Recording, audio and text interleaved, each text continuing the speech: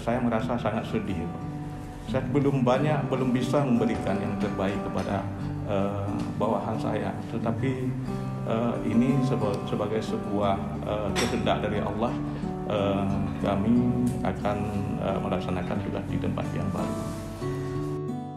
Bertempat di Aula Lantai 2 Dinas Pendidikan Daya Aceh, Dinas Pendidikan Daya Aceh menggelar acara serah terima jabatan dari pejabat yang lama ke pejabat yang baru, Senin 16 November 2020.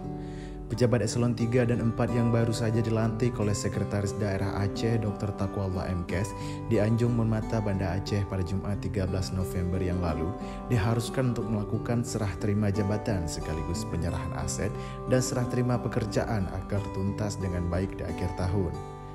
Kepala Dinas Pendidikan Daya Aceh Haji Usama El Badani dalam sambutannya mengucapkan terima kasih kepada Dr. Handes Muhammad Nasir, Kabid Pemberdayaan Santri yang lama, atas kontribusi positifnya selama ini dalam menyukseskan program-program di Dinas Pendidikan Daya Aceh. Kepada Kabid Pemberdayaan Santri yang baru Dr. Handes Zakaria, Usama menyampaikan ahlan wa sahlan. Kami mengucapkan selamat bekerja kepada pejabat baru yang dilantik di Dinas Pendidikan Daya, dan kami juga menyampaikan selamat kerja kepada pejabat Dinas Pendidikan Daya yang ditugaskan ke tempat yang baru. Ini adalah peristiwa biasa, rotasi biasa dalam rangka kaderisasi dan penyegaran tempat tugas. Karena itu baik pejabat yang baru bertugas di Dinas Daya maupun Bapak Nasir yang diberi tugas baru oleh Bapak Gubernur, kami minta semua tetap bersemangat untuk memastikan semua kita secara kolektif kolegial menyukseskan Aceh Hebat yang merupakan program dari pemerintah Aceh. Terima kasih.